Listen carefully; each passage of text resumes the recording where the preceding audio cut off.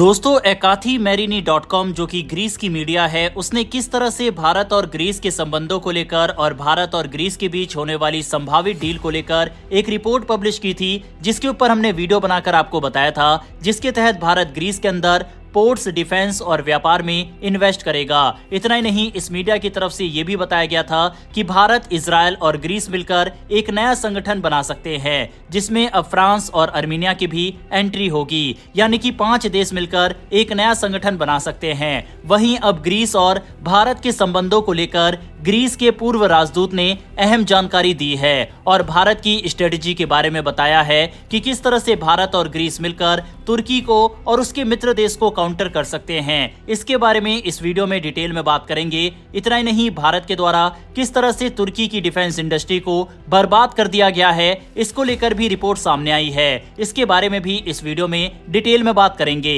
दोनों खबर काफी इंटरेस्टिंग है, इसलिए वीडियो को अंत तक जरूर देखिएगा। साथ ही अगर आपको डिफेंस और फॉरेन पॉलिसी से जुड़े टॉपिक में इंटरेस्ट है तो नीचे दिए गए सब्सक्राइब बटन को प्रेस कर बेल आइकन को जरूर दबा ले, जिससे हमारी डेली ऐसी वीडियो आप तक सबसे पहले पहुंच सके। तो चलिए शुरू करते हैं इस वीडियो को। पहले बात करते हैं तुर्की की। क्या आप जानते हैं कि एक वक्त ऐसा था जब तुर्की दुनिया में सबसे ज्यादा ड्रोन बेचने वाला देश था। अमेरिका, रूस और चीन मिलकर जितने ड्रोन नहीं बेचते थे, उससे कहीं ज्यादा अकेले तुर्की बेचता था। लेकिन अब हालात पूरी तरह से बदल चुके हैं और इसकी सबसे बड़ी वजह भारत है। तुर्की पूरी दुनिया के 65% ड्रोन बेचता था, अब खुद अपनी ही टेक्नोलॉजी से परेशान है। जिस तुर्की के ड्रोन को अमेरिका, रूस और चीन के मुकाबले बेहतर माना जाता था, वो अब भारत के सामने फेल हो गए हैं। और ये सब हुआ है भारत के ऑपरेशन सिंदूर के बाद, जिसकी वजह से लगातार तुर्की से दुनिया भर के देश अपनी डील कैंसिल कर रहे हैं। तुर्की ने पिछले कुछ सालों में अपने ड्रोन्स की मदद से दुनिया भर में एक नई पहचान बनाई।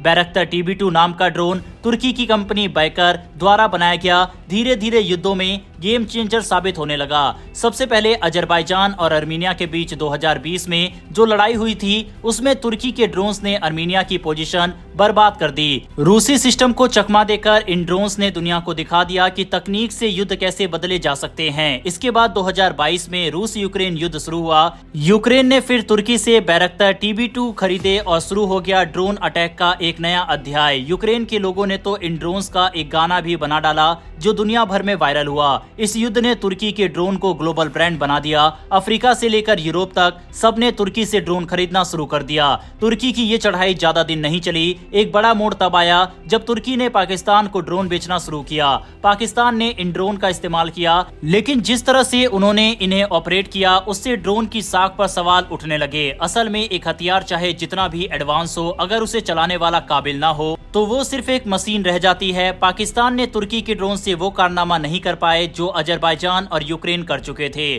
चीन को भी इसी तरह का झटका लगा। पाकिस्तान ने चीनी हथियार खरीदे, लेकिन उनके नतीजे ऐसे आए कि आज चीनी कंपनियों के शेयर बाजार में औंधे मुंह गिर रहे हैं। बीते कुछ हफ्तों में चीन की कई डिफेंस कंपनियों के शेयर 20 से 40% तक टूट चुके हैं। ऑपरेशन सिंदूर के दौरान भारतीय वायुसेना और DRDO ने मिलकर इन टर्किश ड्रोन को इंटरसेप्ट करने के लिए पुराने एयर डिफेंस सिस्टम जैसे आकाश, स्पाइडर और कुछ स्वदेशी सिस्टम का इस्तेमाल किया। नतीजा, ना एक भी ड्रोन टारगेट तक पहुंच पाया, ना ही किसी भी भारतीय सिस्टम को नुकसान पहुंच सका। कुछ ड्रोन तो ऑपरेशन शुरू होते ही हवा में ही गिरा दिए गए। इस एक मशीन ने दुनिया को दिखा दिया कि भारत का डिफेंस मैकेनिज्म आज इतना मजबूत है कि चाहे ड्रोन कितना ही आधुनिक क्यों ना हो, उसे हवा में ही खत्म किया जा सकता है। इस ऑपरेशन के बाद तुर्की की हथियार कंपनियों में अफरा तफरी मच गई। बैकर जैसी कंपनियों को इंटरनेशनल ऑर्डर मिलने कम हो गए। जो देश पहले 100 यूनिट की डील करना चाह रहे थे, वो अब 20 से 30 यूनिट पर आ गए या फिर बातचीत से ही पीछे हट गए। रिपोर्ट्स की माने तो सिर्फ पिछले 3 हफ्तों में तुर्की के ड्रोन को लेकर 38% तक इंटरनेशनल इंक्वायरीज में गिरावट आई है। यानी लोग अब इस टेक्नोलॉजी पर उतना भरोसा नहीं कर रहे।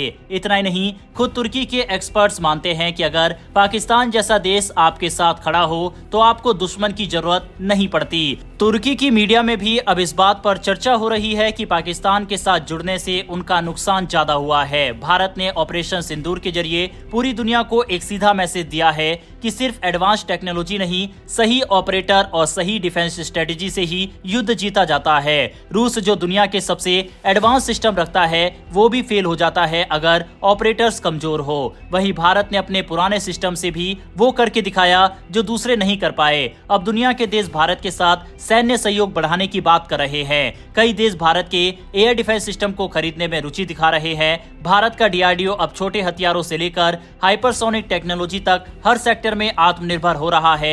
आपने कल की ही खबर देखी होगी कि किस तरह से छोटे छोटे यूक्रेन के ड्रोन ने रूस के अंदर भारी तबाही मचाई। इससे पहले भी कई यूक्रेनी ड्रोन ने रूस को भारी नुकसान पहुंचाया। इससे साफ जाहिर होता है कि भारत की स्ट्रेटजी बाकी दुनिया के देशों से अलग रही, जिस वजह से भारत को ड्रोन की वजह से ज्यादा नुकसान नहीं हुआ।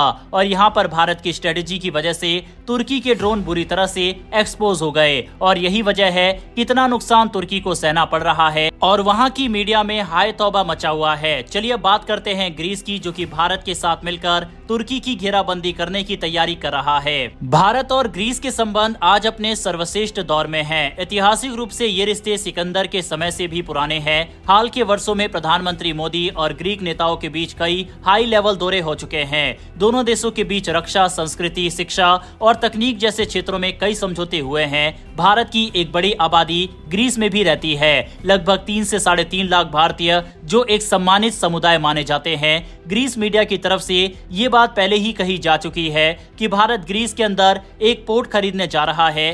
साथ ही ग्रीस की 2 सरकारी डिफेंस कंपनियों के साथ अपने संबंधों को और मजबूत कर रहा है। भारत और ग्रीस मिलकर एक मजबूत साझेदारी के जरिए तुर्की का सामना कर सकते हैं। यह जानकारी हमें दी है ग्रीस के पूर्व राजदूत लियोनिदास ने, जिन्होंने कनाडा, पोलैंड और अर्मीनिया में ग्रीस का प्रतिनिधित्व किया है और तुर्की में भी वरिष्ठ पदों पर रह चुके हैं। उन्होंने कई सुझाव भारत और ग्रीस के संबंधों को मजबूत करने के लिए दिया है, जैसे कि रक्षा सहयोग। भारत और ग्रीस की वायुसेनाएं मिलकर प्रशिक्षण और सूचनाओं का आदान प्रदान कर सकती है, जैसे भारत के राफेल लड़ाकू विमान पाकिस्तान के साथ टकराव में कैसे प्रदर्शन करते हैं। इसका अनुभव ग्रीस के लिए काफी मददगार हो सकता है। संयुक्त सैन्य अभ्यास, हिंद महासागर, भूमध्य सागर और एजियन सागर में दोनों देश मिलकर युद्ध अभ्यास कर सकते हैं, जिससे तुर्की और पाकिस्तान को कड़ा संदेश जाएगा। तीसरा, राजनयिक समर्थन। ग्रीस भारत को कश्मीर मुद्दे पर और भारत ग्रीस को तुर्की से जुड़ी धमकियों पर खुला समर्थन दे सकता है। परमाणु तकनीक में सहयोग। अगर भारत और ग्रीस इस क्षेत्र में साथ आते हैं तो तुर्की और पाकिस्तान जैसे देश सैन्य संघर्ष से पहले कई बार सोचेंगे। ये मांग ग्रीस के पूर्व राजदूत के द्वारा की गई है। तुर्की और ग्रीस के बीच लंबे समय से विवाद चल रहे हैं, खासकर समुद्री सीमाओं को लेकर। तुर्की ये मानता है कि ग्रीस के द्वीपों का महाद्वीपीय शेल्फ का अधिकार नहीं होना चाहिए, जबकि अंतर्राष्ट्रीय कानून UNCLOS इसका समर्थन करता है। ग्रीस अपने समुद्री जल को 12 नॉटिकल मील तक बढ़ा सकता है, लेकिन तुर्की इसे युद्ध की घोषणा मानता है। यही नहीं, तुर्की ग्रीस और साइप्रस के बीच बिछाई जा रही अंडर वाटर पावर लाइन को भी बाधित कर रहा है। 1974 में तुर्की ने साइप्रस के उत्तरी हिस्से में कब्जा कर लिया था और आज तक वह वहां मौजूद है। अर्दोगन की रणनीति है कि वह ग्रीस के कुछ द्वीपों और उत्तरी ग्रीस के मुस्लिम बहुल हिस्सों पर भी दावा करे। यही कारण है कि ग्रीस चाहता है भारत उसकी तुर्की के खिलाफ मदद करे। साथ में ग्रीस के पास काफी कुछ है भारत को ऑफर करने के लिए, जैसे भारतीय हथियारों को भारी मात्रा में वह खरीदेगा। तुर्की के खिलाफ भारत का एक अमोघ हथियार बनेगा।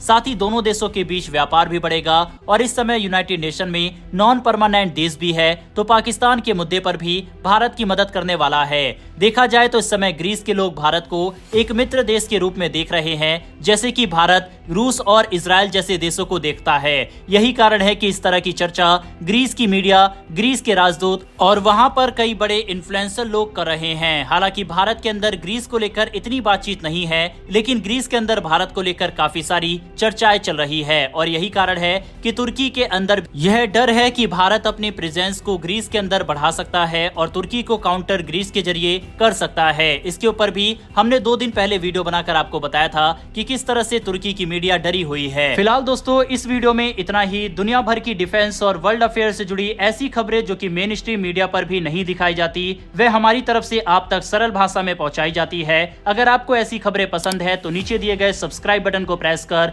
बेल आइकन को जरूर दबा ले, जिससे हमारी डेली ऐसी वीडियो आप तक सबसे पहले पहुंच सके। फिर मिलेंगे ऐसी एक नई वीडियो के साथ। धन्यवाद। जय हिंद, जय भारत।